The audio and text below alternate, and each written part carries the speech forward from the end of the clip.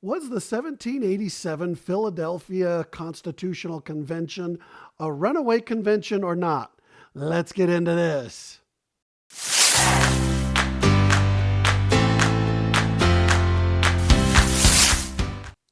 Ladies and gentlemen, welcome to The Edge. This is Dusty Friday at the mic. And today we're going to discuss whether the 1787 Constitutional Convention in the city of Philadelphia was a runaway convention. And if so, what were the issues with it? What was the problems? Where did it come from? How did we get that? Let's go ahead and start taking a look at this because this is something important. So in order to know if this is if the Philadelphia Convention was a runaway convention, we first of all have to know what a runaway convention is. And to understand that, we need to know what a convention is to begin with and the different kinds of conventions. So let's go ahead and start with those. So first of all, our founders actually had many different conventions, at least several. They had the convention that ended up producing the Articles of Confederation. They had a convention to try to work on those. They then had a convention called the Annapolis Convention. And then ultimately they had the Constitutional Convention in Philadelphia. And so they did this kind of on a regular basis. Remember, the federal, this is going to be paramount. I'm going to come back to this several times. The federal government did not exist and then make the states. It was the other way around. The states existed and they came together to make the federal government. So it is actually subservient to the states. The states are the supreme governing organization, and they came together with as little power as possible in a federal government so that they could at least exist. Ultimately, they ended up producing, not long after the Revolutionary War, the Articles of Confederation. They had some problems there, and so they said, we need to fix these. They tried to fix it a few times, and then they decided, you know what, this can't be fixed. We've got to redo it. We couldn't foresee the problems of a nation until we had tried to make it. This is so easy to understand. Of course they couldn't have seen the problems. So there were two general kinds of conventions. There was one, a convention that was simply to amend what was already adopted. And then there was a convention to completely create a new form of government. Those two conventions behaved completely differently, and we have to look at those differences in order to understand them. Now, today, people are saying things like constitutional conventions and conventions for amending are the same thing. Listen to what they're saying. Convention of States Project may try to convince you that a constitutional convention is not the same thing as a convention of states. In the video, DeMint implied that Scalia referred to a convention of states, but Scalia actually used the term constitutional convention. DeMint also left out Scalia's more recent thoughts on this subject when he actually was a Supreme Court justice. On April 17, 2014, during an appearance on an episode of the Kalb Report, Justice Scalia was asked if he could amend the Constitution in one way, what would it be and why? Scalia replied, quote, I certainly would not want a constitutional convention. I mean, whoa, who knows what would come out of that? Scalia spoke of a constitutional convention in the context of proposing amendments to the Constitution under Article 5, and he thoroughly rejected the idea, highlighting his belief in the unpredictability of such a convention. Later, in 2015, when Scalia was asked if a constitutional convention would be in the nation's interest, he stated, quote, a constitutional convention is a horrible idea. This is not a good century to write a constitution. So these guys say this kind of stuff, but the fact is, I don't care what the legal terms of today mean. I care what it meant to our founders. If through process we have changed what words mean, that's not their fault. They operated under what their terminology was. And so to me, what they say is important. And we have a couple of things that we have to go through here. We have to go through what was said in the convention that called for the Constitutional Convention, we have to go through what Congress called for. We have to go through the Federalist Papers that explained how the Constitution was to work, and we have to look at the Constitution itself. I know it's going to sound like a lot of heavy legalese, but let's break it down. We'll make it super simple, and we'll go from there. So, in order to understand the two different types of conventions, a convention to write a new document, a new form of government, and a convention to amend a current form of government, we have to go to the Federalist Papers. Federalist Papers were written by Alexander Hamilton, John Jay, who later became our first Supreme Court Chief Justice, and James Madison, often called the father of the Constitution. They wrote these to the people of New York under the nom de plume Publius. They wrote these to them to encourage the people of New York to ratify the new Constitution. This was in 1787 and 1788, kind of as they were doing this after September, after the Constitutional Convention was done. And so these guys were trying to get the people of New York to ratify this Constitution, so they wrote all these letters. So let's go to, there were 85 letters in all. Let's go to the 85th letter down to the 10th paragraph of the letter. We're going to read what that says about the differences between the two kinds of constitution or conventions. So remember, there's a convention to write a new document that makes a new form of government, and a convention that simply modifies an existing form of government. Let's take a look at this. Federalist Paper number 85, paragraph 10. So it says, "It appears to me susceptible of absolute demonstration that it will be far more easy to obtain subsequent than previous amendments to the Constitution. The moment an alteration is made in the present plan, it becomes, to the purpose of adoption, a new one, and it must undergo a new decision of each state." This is what's key. The founders, when they put together the Constitution at the Constitutional Convention in Philadelphia, they knew that each state would have to ratify it. This would be a new form of government that every state would have to agree to. And so they knew this. And this is what Alexander Hamilton in this one is saying. He goes, if we try to amend the proposal, the constitutional proposal that we're making, if New York says, well, I want this and I want that, and South Carolina says, well, I want that added, and Virginia says, well, I want that added. It said, no, let's not do that.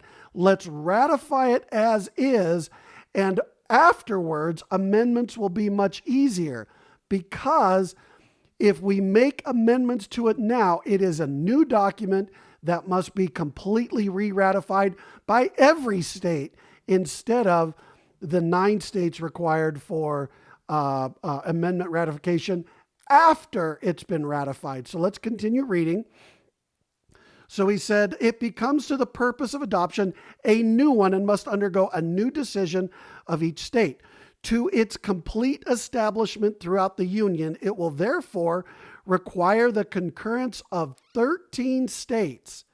If, on the contrary, the Constitution proposed should once be ratified by all the states as it stands, alterations in it may be at any time be effected by 9 states. Here, then, the chances are as 13-9 in favor of subsequent amendments rather than of the original adoption of an entire system. So he's real simple. He's going, look, if we try to change what we currently have, it has to go through all the states again with the change. He said, just pass the one we have, then we'll work on amending it. This was particularly regarding the Bill of Rights, which they did as soon as they were done. They ratified it, and then they said, now we need a Bill of Rights. They put out a bunch of amendments. They got 10 of them passed.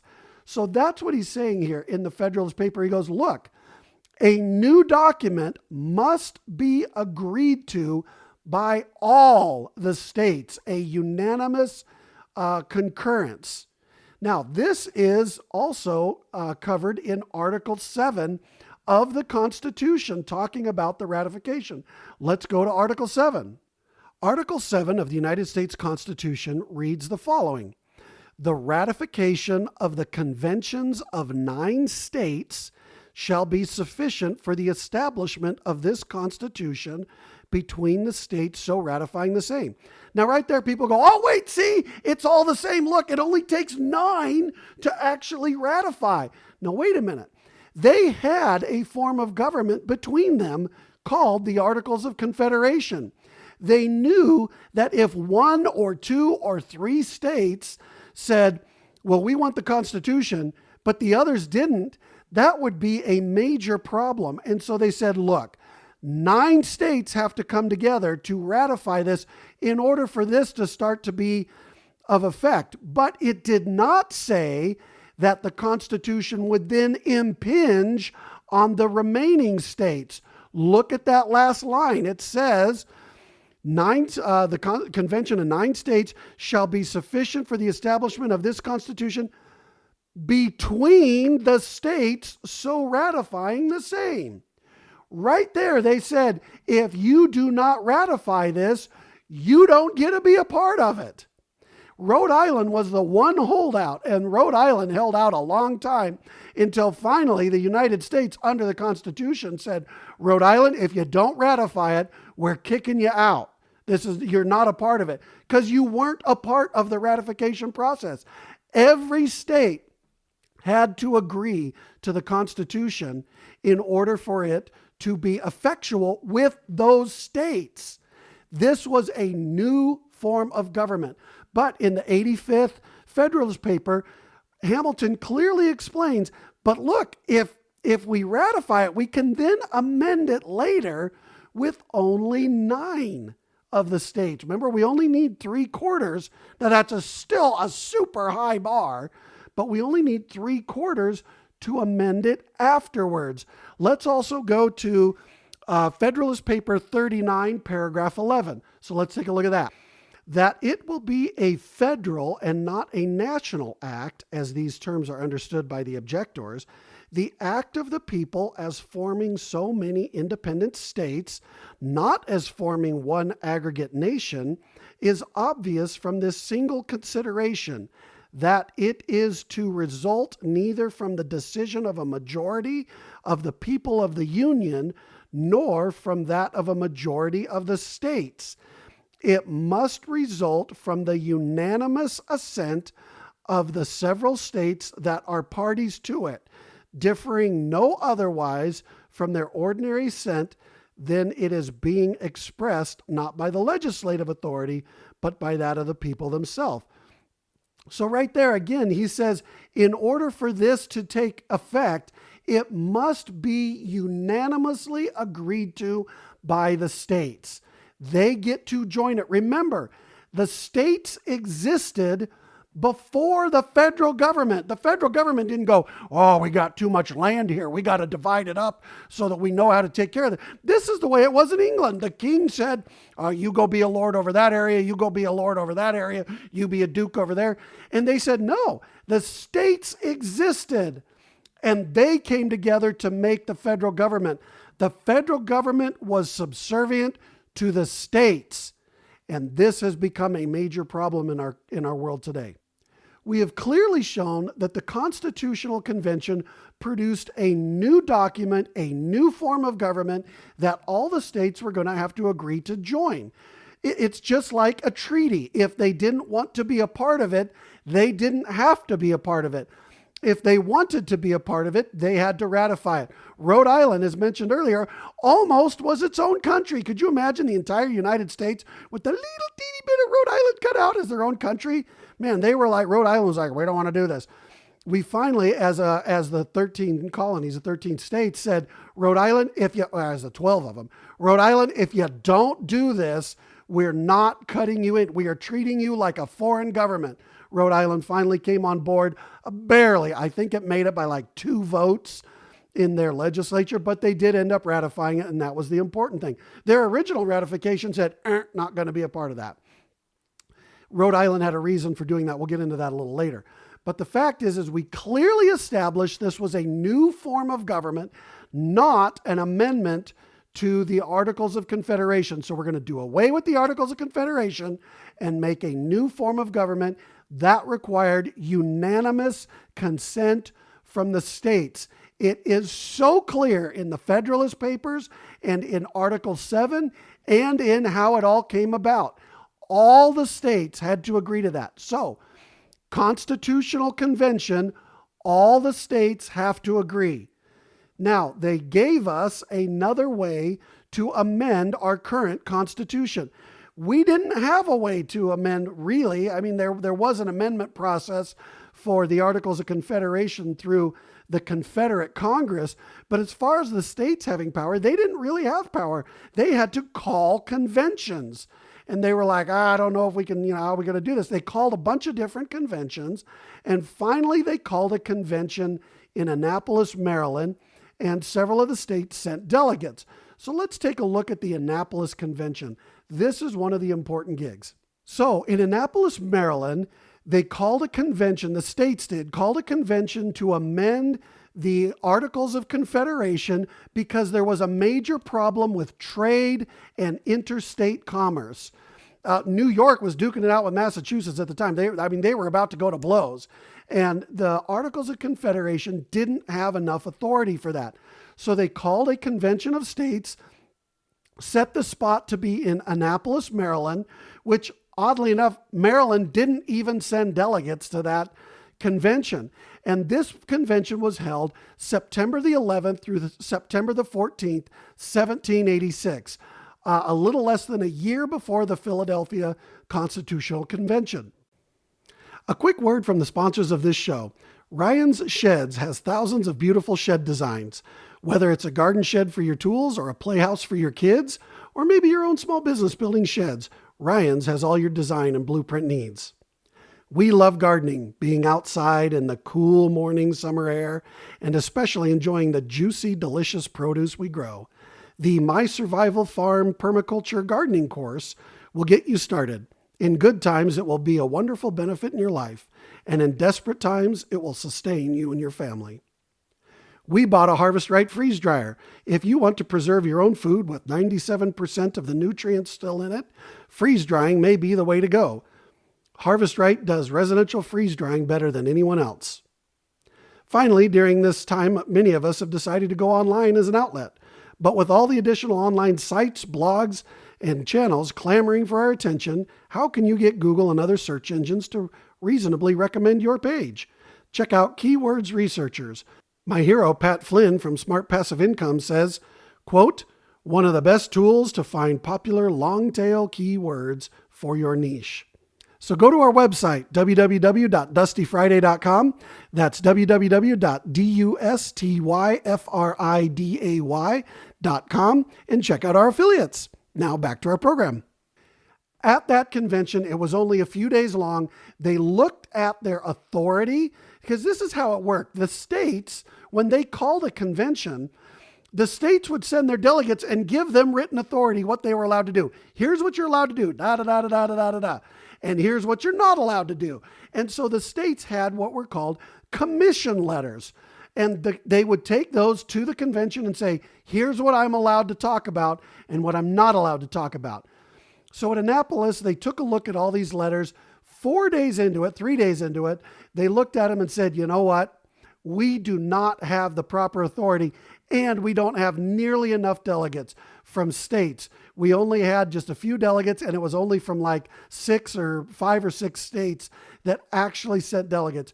So they wrote a statement or a resolution, and this is what part of the resolution said. The commissioners from the said states respectively assembled at Annapolis humbly beg leave to report. Remember, humbly beg leave, that means we're asking permission. Leave used to mean permission. Beg leave to report that pursuant to their several appointments, they met at Annapolis on the 11th day of September, having proceeded to a communication of their powers. This is important. It said, the first thing we did was we talked about our authority.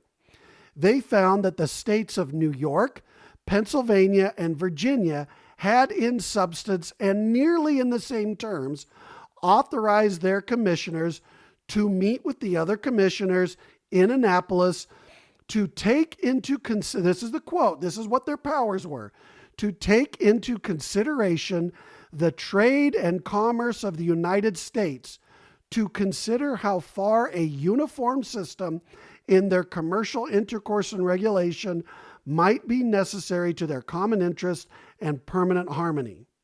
Then they had to go report that to Congress and the other states. That was what it was. They were allowed to look at interstate trade and commerce. And that was it.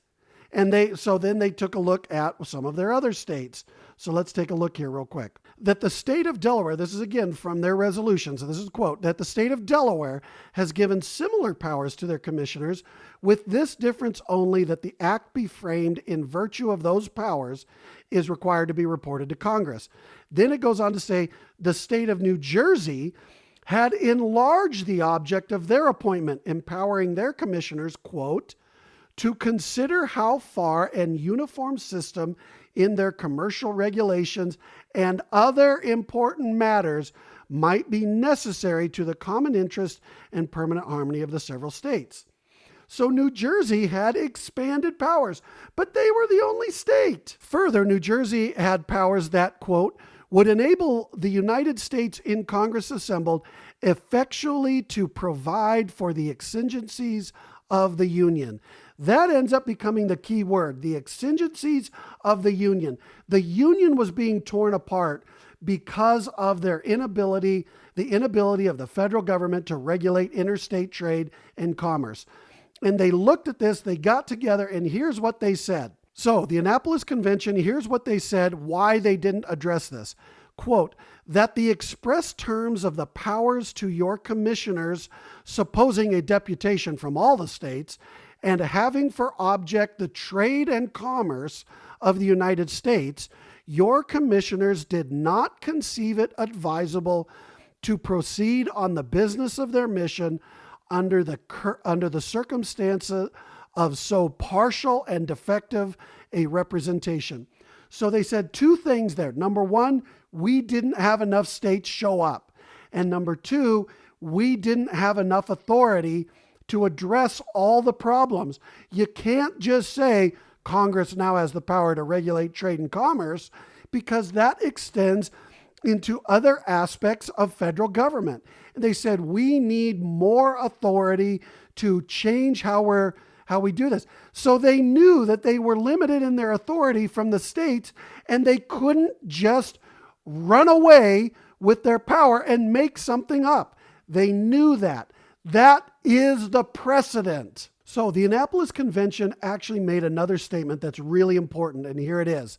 It said that there are important defects in the system of the federal government is acknowledged by the acts of all those states which have concurred in the present meeting, that the defects upon closer examination may be found greater and more numerous than even these acts imply. It is at least so far probable from the embarrassments which characterize the present state of our national affairs, foreign and domestic, as may reasonably be supposed to merit a deliberate and candid discussion in some mode which will unite the sentiments and counsel of all the states.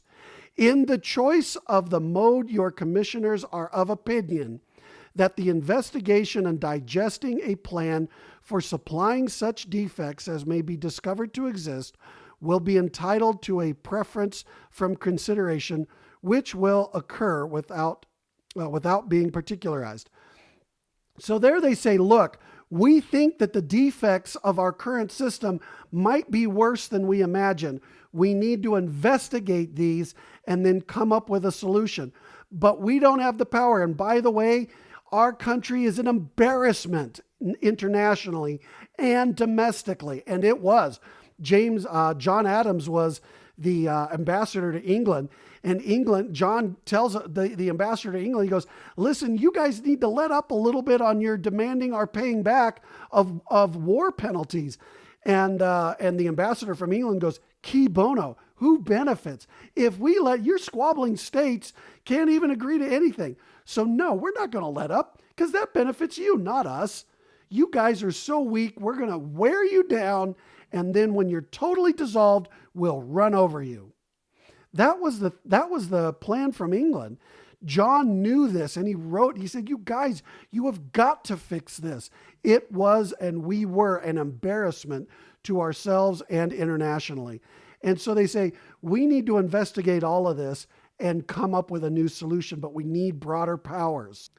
So here was the final and the real crux of the Annapolis Convention. This is what it really boiled down to. They got together, they realized they didn't have the power to do what needed to be done, and they needed to call a new convention that everyone came to and that had broader powers. This is how you know there wasn't a runaway convention. They could have just started doing this in Annapolis, and they didn't. They didn't because they respected the authority given them. That's how you know this wasn't runaway. Here's what the Annapolis Convention said.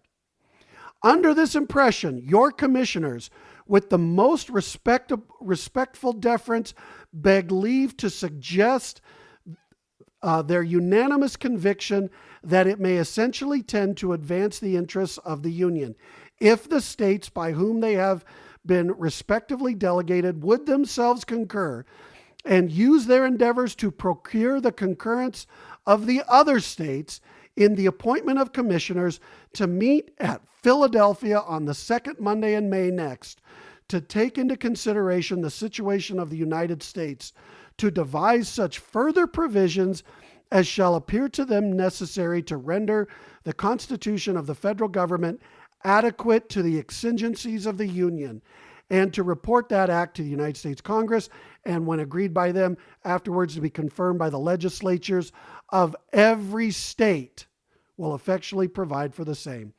There you have it. They said, we need a new convention. We need broader powers to deal with the exigencies of the Union. We have got to have broader powers. We need all of the states to show up. We need you guys to use your powers to get the states to come. This letter was sent to all the states' legislatures and to the Confederate Congress. Confederate means the Congress that was formed under the Articles of Confederation. So let's now examine how the states responded and how they ended up replying to this and what ended up happening. So after the Annapolis Convention, several states jumped right on and went ahead and authorized their delegates to meet at Philadelphia the following May, which would have been May of 1787, when the Constitutional Convention began in Philadelphia. Those states were Delaware, Georgia, New Jersey, Pennsylvania, and Virginia. So here's what they did. The states decided to give their delegates authority to deal with broader terms. Here's how it worked. So you have the Annapolis Convention language, resolution language that says we need to deal with the exigencies of the Union. That's the language that needs to be in your commission letters to your delegates.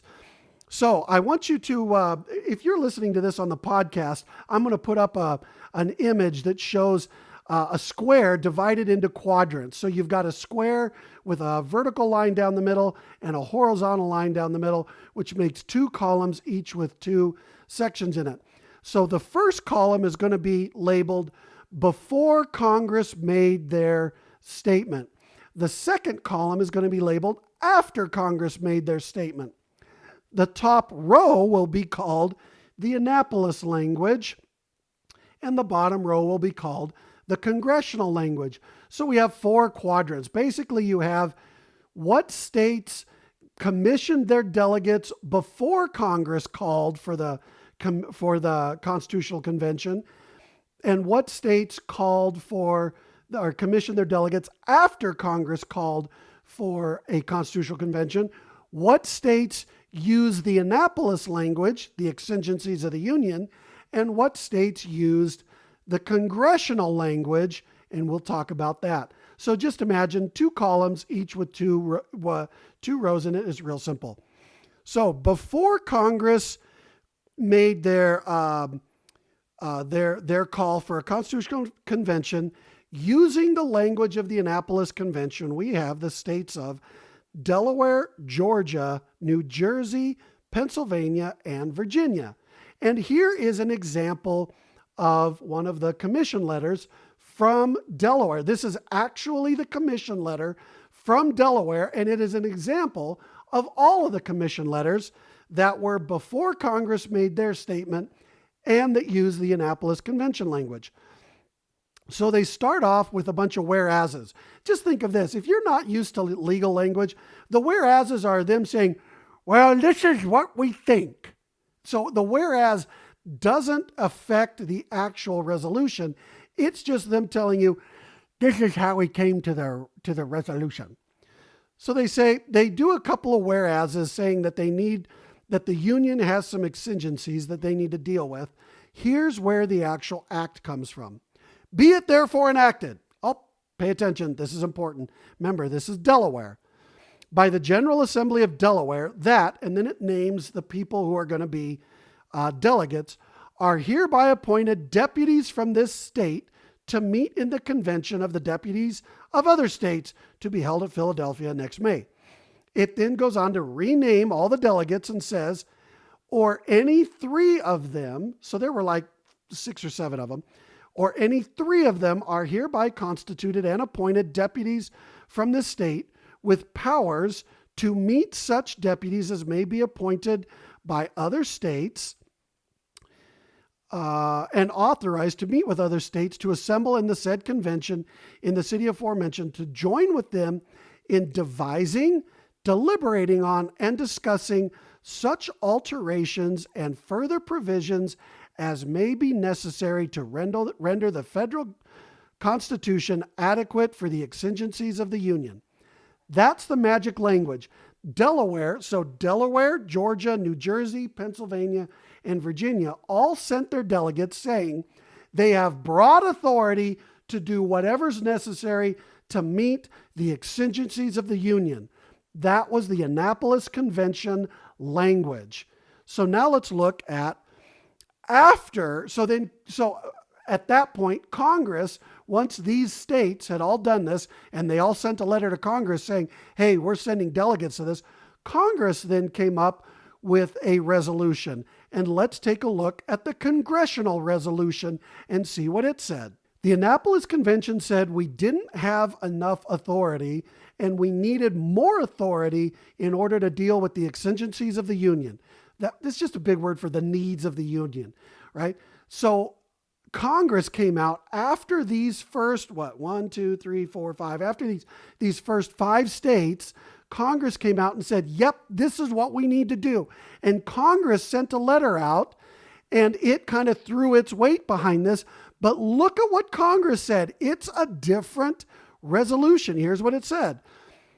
Quote, resolved that in the opinion of Congress, it is expedient that on the second Monday in May next, a convention of delegates who have been appointed by the several states be held at Philadelphia for the sole and express purpose of revising the Articles of Confederation and reporting to Congress and the several legislatures such alterations as is necessary for the exigencies of the government.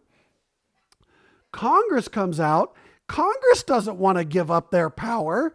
So they say all you're allowed to do is revise the Articles of Confederation. That's all you're allowed to do.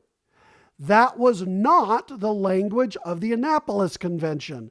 That was not the language of the first 5 states to authorize their delegates. They said whatever is necessary for the exigencies of the Union.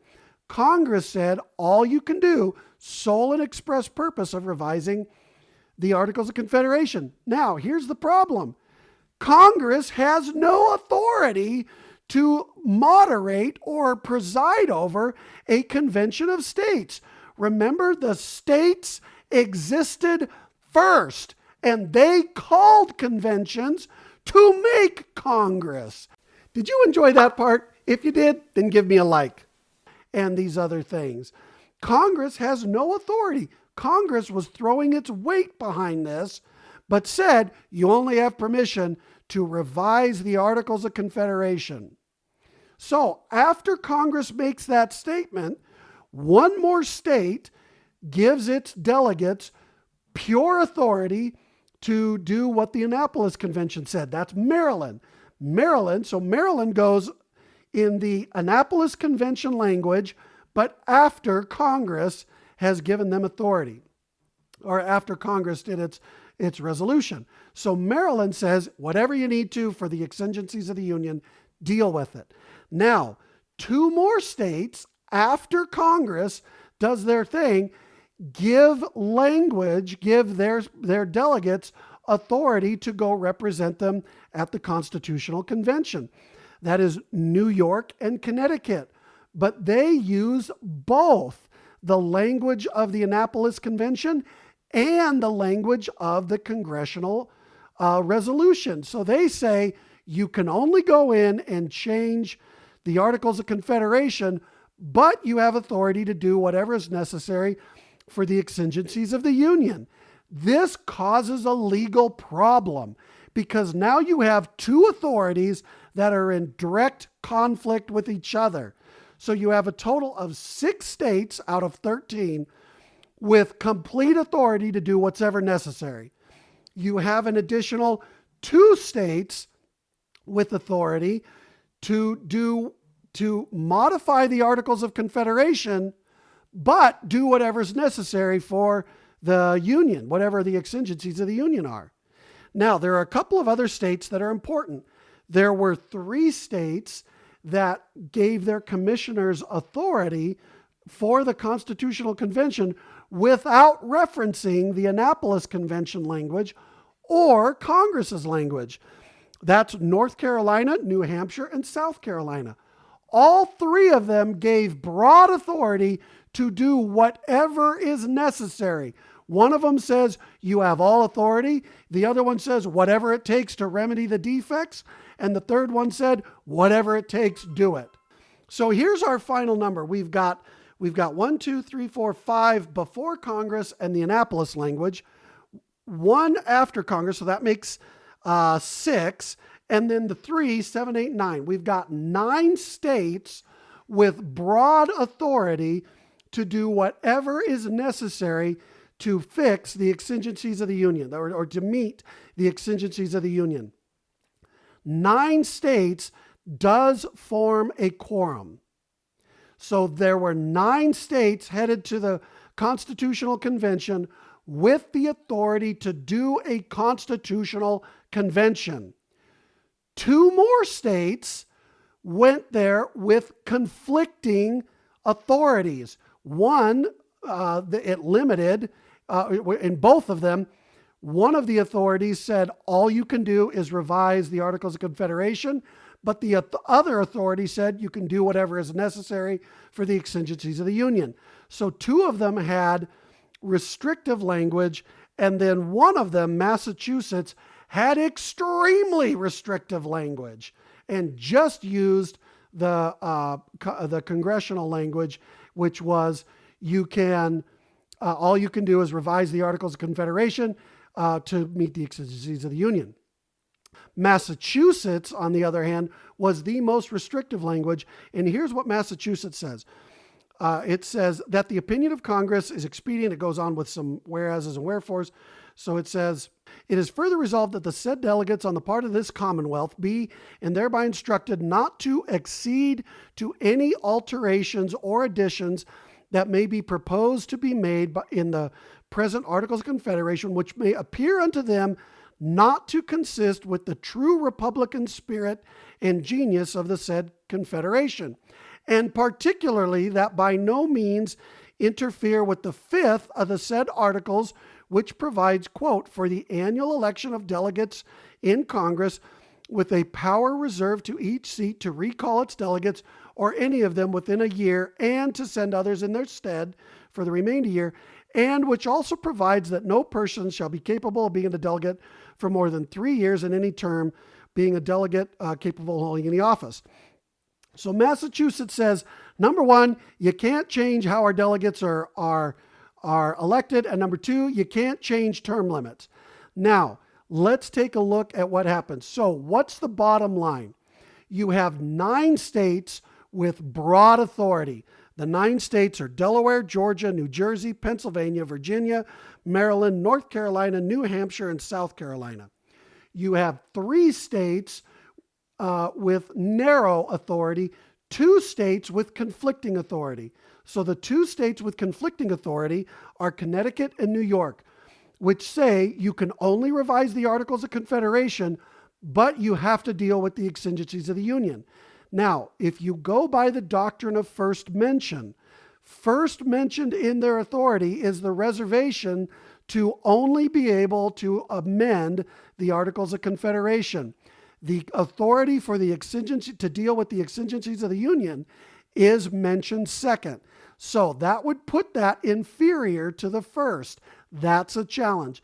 Then finally, you have Massachusetts, which only mentions dealing with the Articles of Confederation, but not changing Article 5 of the Articles of Confederation, which deal with elections and term limits.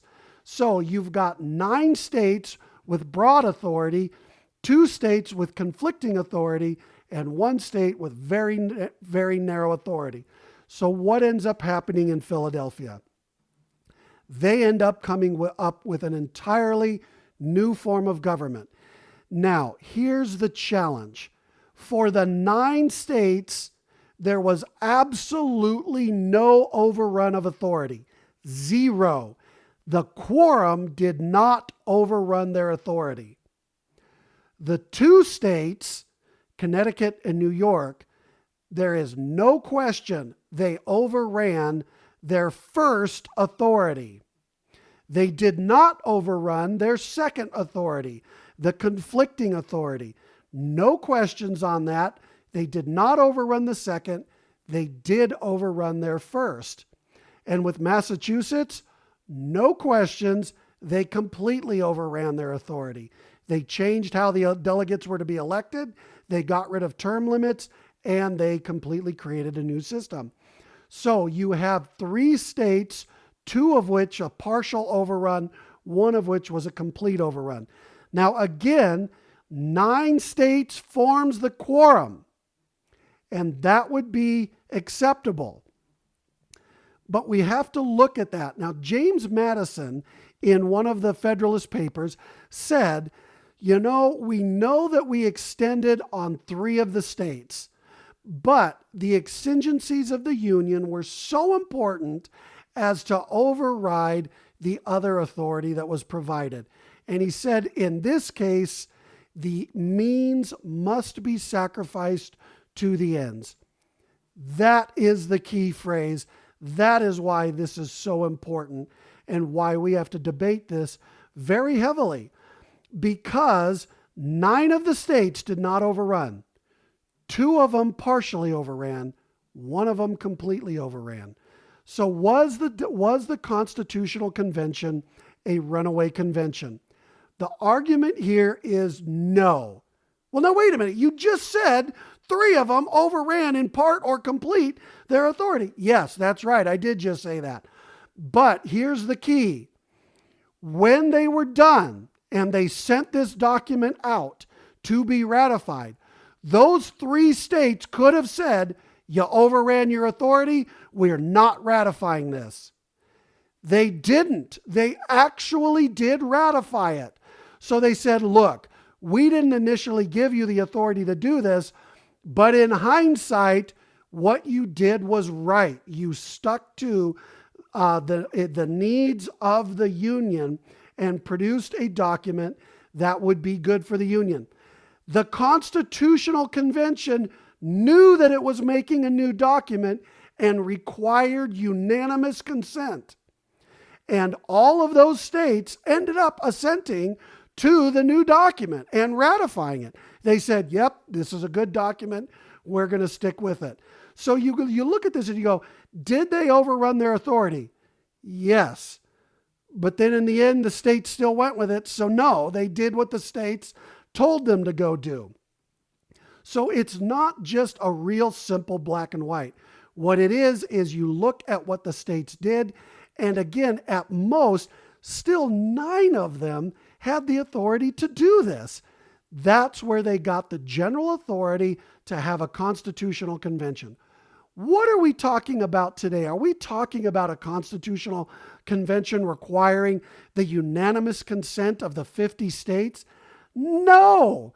We are discussing an Article 5 Convention of States that is in the Constitution that says these states can get together by application of 2/3 of the states, and any amendments proposed must be ratified by 3/4 of the states in order to become part of the Constitution.